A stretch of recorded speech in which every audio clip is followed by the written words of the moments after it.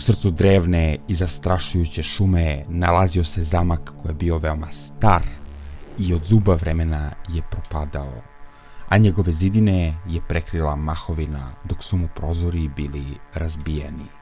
Veoma bi često lokalni stanovnici koji su živeli u selu nadomak ove šume pričali priče o mračnim ritualima i neizrečivim strahotama koji su se odvijali unutar njegovih zidina. A i sama šuma je bila prosto posipana nekom čudnom negativnom energijom. Drveće je bilo iskrivljeno i isprepletano, bacajući jezive senke svaki put kada bi vetar zahuhtao.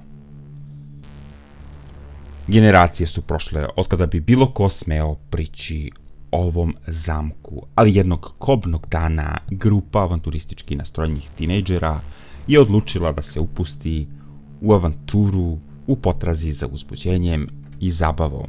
Među njima je bila Lucy, neustrašiva i radoznala devojka. S njom su bili njeni prijatelji Mark, Sara i Jake.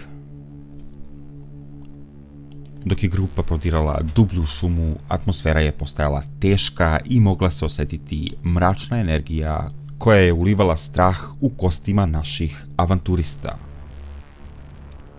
Vazduh je bio zasićen nelagodnom tišinom koja je praćena bila kricima noćnih stvorenja, a svaki put kada bi se tišina razbila, žmarci bi vam prolazili od vrata duž kičme i imali biste osjećaj kao da niste sami, već u prisustvu pritajnog zla koje vreba.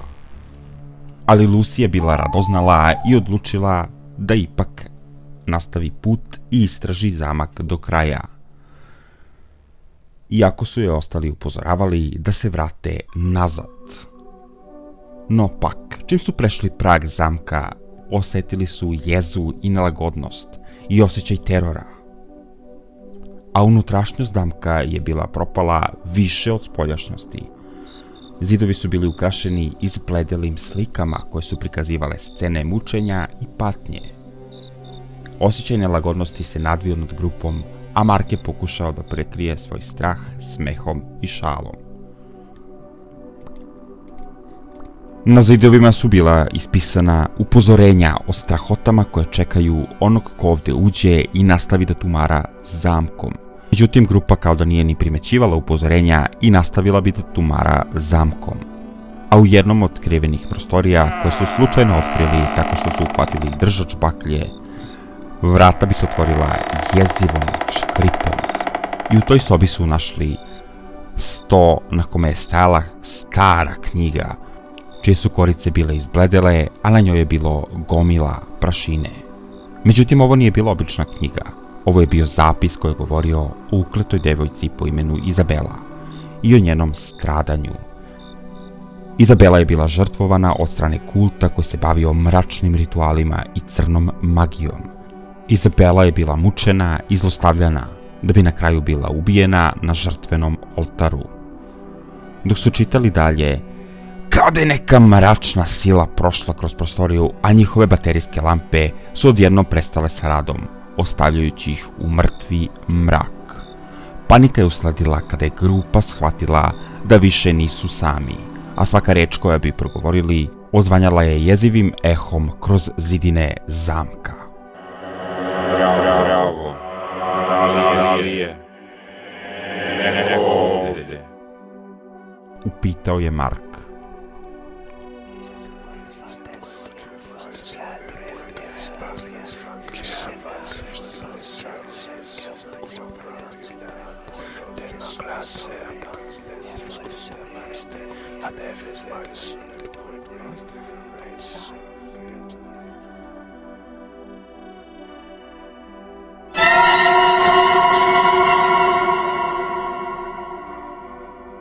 Odjednom se ispred njih pojavila neobična figura duha, koja je bila bleda i imala je neobičnu svetlost u očima.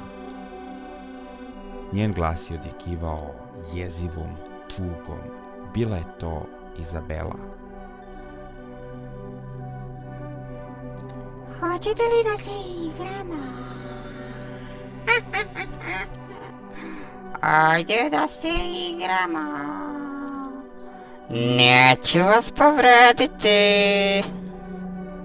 Ne, mi bi ipak htjeli da izađemo napolju, reče Mark, kada je osetio da je odjednom počeo da lebdi i nešto ga je bacilo od zid.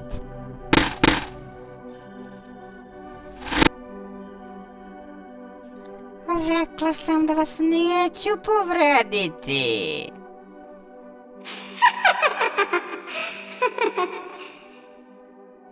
Grupa je brzo potrčala ka Marku, ne bili su uverili da je dobro.